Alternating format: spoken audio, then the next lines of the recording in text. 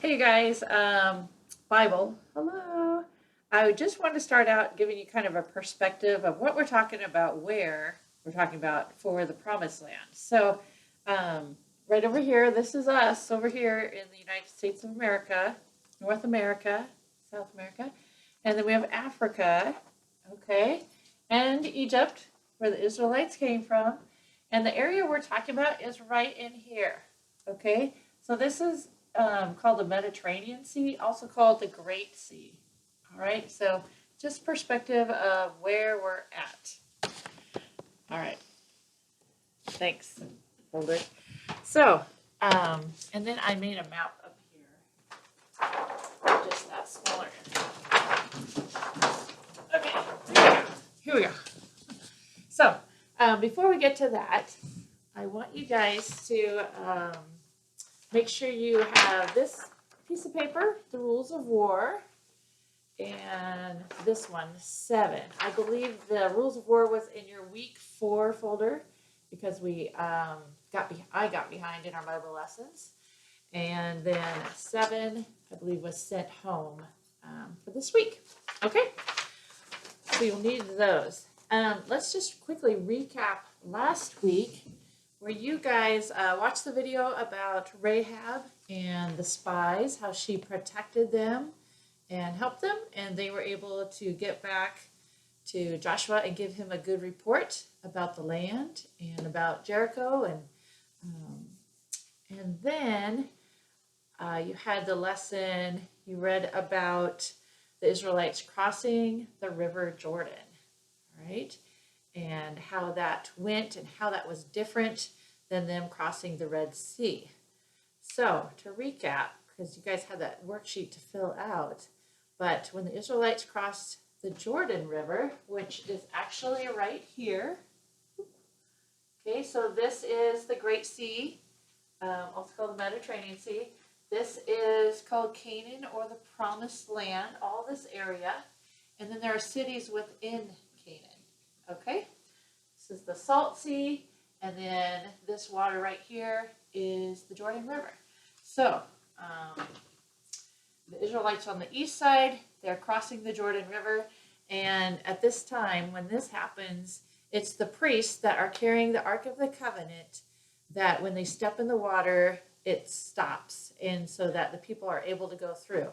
And then the priests are standing in the middle while all the people go through, and then they follow at the end, and the priests do. And once they step out, then the water flows back. So different than what happened with the Red Sea, but pretty cool how God delivers them there. And then we talked about how the people set up a monument, a remembrance.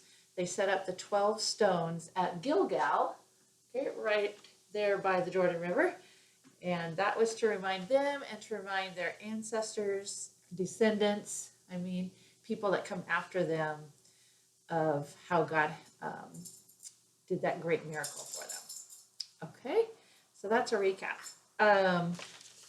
Heading into this week, I wanted to read just quickly about the cities in Canaan. They were started by people just traveling around who decided to stay in one place and become farmers. Sometimes people who were still wanderers would steal from the farmers' crops. So the farmers banded together and built cities to protect themselves. They built these cities near water and farmland. The people farmed their crops during the day, and then they would return to the city at night. And so this area, the Promised Land, Canaan, was a great area for farming because it had all the water around it, right? So the soil was moist and rich nutrients, and so just a wonderful place to live and to have farmland. So the first city that the Israelites are going to come to is Jericho, right? And so this city has big walls around it, okay, where people have come together to make sure they help protect each other. So these walls are believed to have been about 25 feet high, which if you think about the height of a basketball rim, that's 10 feet. So 2.5 heights of that.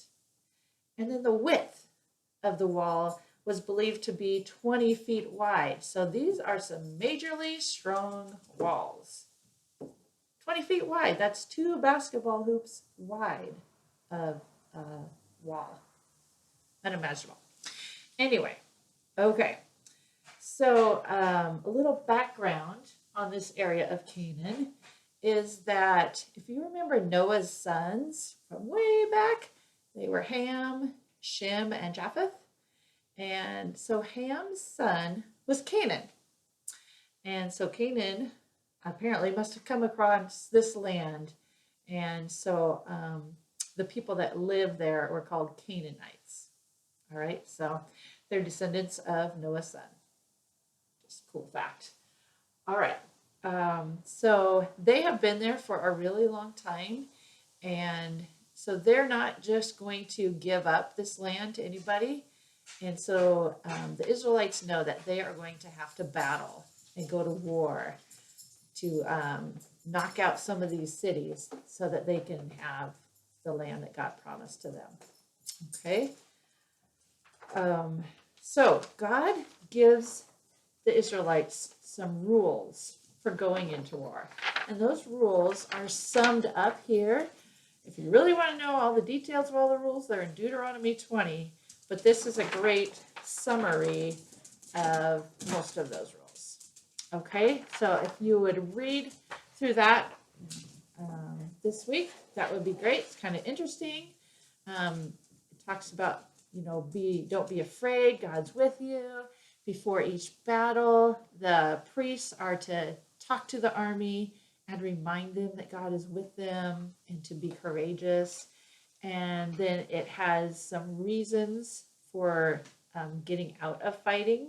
You don't have to be a soldier for some different reasons, so you can read about those. And then it also has some different rules for fighting against cities that are far away and different rules for cities that are close. So why would you have different rules for different distances? If you think about it,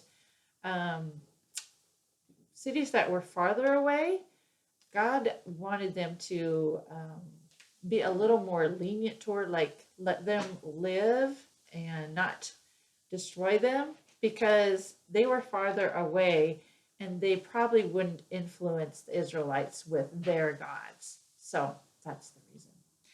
Okay, on this rules paper, it talks about drawing a picture below, but you do not have to do that unless you really want to. Okay? Alrighty.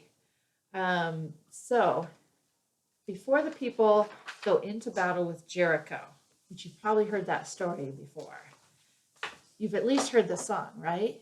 Joshua fought the battle of Jericho, Jericho. All right. Anyways, before that, I'm going to read out of Joshua 5, verses 13 through 15. This is really cool. Now, when Joshua was near Jericho, he looked up and saw a man standing in front of him with a drawn sword in his hand. Joshua went up to him and asked, "Are you for us or for our enemies?" "Neither," he replied, "but as commander of the army of the Lord, I have now come." Then Joshua fell face down to the ground in reverence, like in respect, and asked him, "What message does my Lord have for his servant?" The commander of the Lord's army replied, "Take off your sandals, for the place where you are standing is holy." And Joshua did. So this is really, cool that he would see an angel of the Lord, the commander of God's army there. And wouldn't that just give you a lot of confidence going forward? And so that's why they had this little meeting there, to show Joshua, hey, I'm with you. I'm going to be fighting this battle for you. So pretty cool. All right. So this week you guys are going to need to read about the battle at Jericho, which really isn't a battle, but it's in Joshua 6, and that's listed in your Google Classroom assignment. You don't have to remember. All right. And then after you read Joshua 6, the story of how they defeat Jericho, you'll be doing this sevens worksheet that goes with that. Okay, so just read through the directions and it will tell you what to do with those 3 sevens. Okay, and a little summary down there at the bottom. Okay, so after the Israelites, after that story, after they defeat Jericho, the Israelites are feeling very confident in God and happy and ready to move on. And so they decide after Jericho that they are going to head up to Ai, and defeat that city. So first of all, Joshua sends some spies up to look up there, and the spies return and they tell Joshua, "We got this. It's like nothing compared to Jericho." So Joshua sent about 3,000 men to go up and take on Ai. However, they get defeated. They start running away, and 36 of the soldiers die. And so when Joshua hears this, in those days when they were very sad and upset about something, they would tear their clothes. So Joshua tore his clothes and he started to pray to God, and he's confused and upset. Like, why didn't you just have us stay on the other side of the Jordan River so we wouldn't have to deal with all these fighting these battles? And but God tells Joshua, "Hey, you had someone from your last battle at Jericho who did not follow my rules. He stole some of the things out of Jericho, and he was not supposed to take anything. It was very clear. But he took some of that stuff. And so until that's taken care of, you guys are not going to have success." So they call out all the tribes and they get to the bottom of it, and it ends up that it's a man whose name is Achan who had stolen some stuff, hid it in his tent. And so what happens to him is that he and his family are killed for that, for this great disobedience. And it's believed his family died as well because they didn't really, I mean, they're all living in the same tent. They had to have seen all the stuff that he took, and they didn't say anything. They could have confronted him and said, "Hey, we're not supposed to do that. Give it back."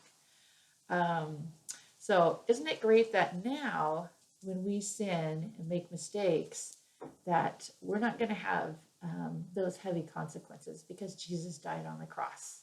So we can just ask for forgiveness and be good to go.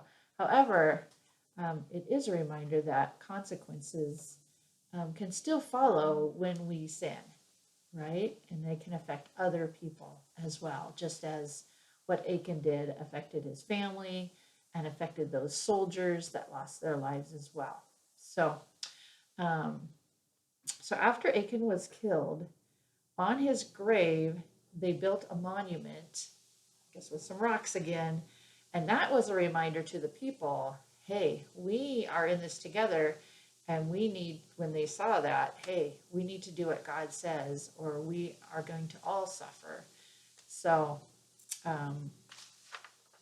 that is what happens at Ai.